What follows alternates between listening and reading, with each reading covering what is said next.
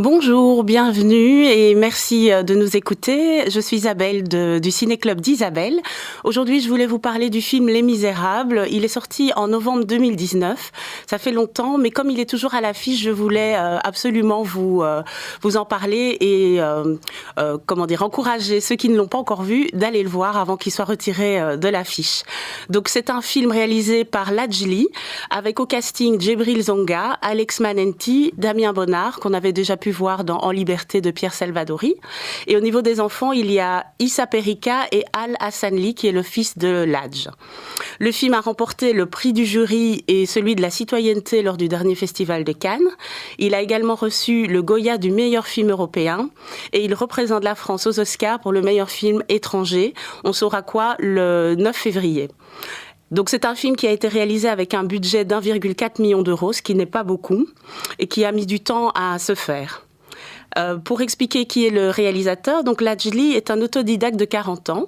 Il est arrivé petit avec sa famille du Mali. Il a commencé à filmer dès l'adolescence. Il a acheté sa première caméra à 17 ans. Et peu de temps après, il a intégré le collectif Courtrajmé, fondé par ses amis Kim Chapiron, Toumani Sangaré et Romain Gavras. Donc c'est son premier long métrage, mais il avait déjà tourné plusieurs documentaires et un court métrage qui s'appelait déjà Les Misérables. Pour vous raconter un petit peu l'histoire du film, on parle de Stéphane qui intègre la brigade anticriminalité de Montfermeil dans le 9-3. Il a comme coéquipier Chris et Guada. Et donc lors des patrouilles, il découvre les tensions qu'il y a entre les différents groupes du quartier. À un moment donné, la situation va déraper et là, c'est l'escalade. Je ne vous en dis pas plus car je ne veux pas vous spoiler.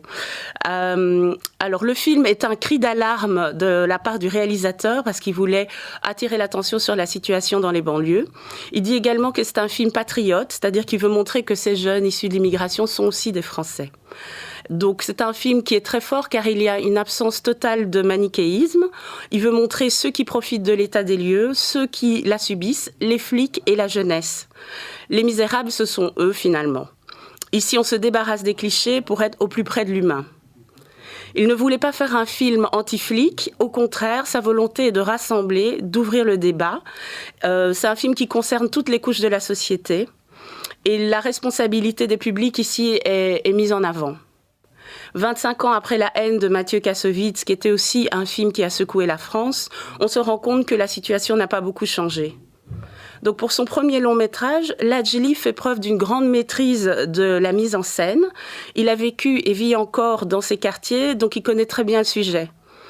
Au niveau du jeu des acteurs, on voit qu'il a choisi un casting très performant. Ce sont des acteurs très convaincants et qui apportent beaucoup de nuances à leur jeu. On sent que Lajli a poussé ses acteurs pour qu'ils donnent le meilleur d'eux-mêmes. Pour l'anecdote, Djibril Zonga, qui est le beau gosse du film, au départ n'avait pas été casté alors qu'il est ami de Lajli parce que Lajli avait en tête de prendre un acteur avec une gueule et il trouvait que Djibril était trop beau. Mais au final, ça fonctionne très très bien parce que ça fait partie aussi de son passé. Djibril a grandi aussi dans les quartiers de banlieue de France et donc connaît très bien la situation de terrain et donc est très convaincant aussi dans son personnage. Au niveau du scénario, Lajli a coécrit avec Alex Manenti, qui est un des comédiens du film, et Giordano Gederlieni, qui est un Belge d'origine chilienne, qui est également scénariste du film Duel, réalisé par Olivier Massé-de-Passe, qui vient de gagner 9 Magritte samedi dernier. Au niveau des prises de vue, on sent qu'il y a une grande maîtrise aussi technique. Il y a des scènes qui sont très marquantes, comme par exemple les scènes tournées avec un drone, qui, on pourrait le dire, est un personnage à part entière du film. On sent que ce sont des quartiers où on a peu de perspective de voir l'horizon, de sortir de ces quartiers pour avoir accès à à mieux vivre, j'ai envie de dire. Et je pense que Lajli voulait absolument faire ressentir cela. Au niveau des scènes de patrouille également dans la voiture, on sent qu'on est vraiment avec les 3 flics. On sent les moments de tension, on sent la dynamique qu'il y a entre ces 3 personnages. Mais ce qui est, comme je disais plus tôt, il n'y a pas de manichéisme. Donc c'est pas qu'on les aime ou on les aime pas. On sent justement la nuance dans leur jeu.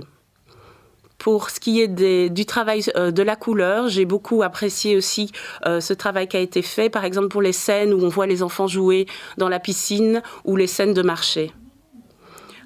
Donc pour finir, je dirais que c'est un film coup de poing, un uppercut, comme disait un de mes amis comédiens, Sébastien Oubani. On en ressort sonné. La violence est autant psychologique que physique. Alors je vous recommande, comme vous l'aurez compris, d'aller voir ce film. Il est encore à l'affiche au Cinéma Palace à 21h30 et à l'UGC Toison d'Or à 19h45 et à 22h. Alors on croise les doigts pour Ladjli pour qu'il remporte un Oscar lors de la remise ce dimanche. Et il est également nominé à plusieurs prix pour les Césars. Donc on lui souhaite bonne chance et une bonne continuation. Merci de m'avoir écouté. À bientôt. Démocratie n'africaine, les enfants soldats sont tués, les peuples africains souffrent.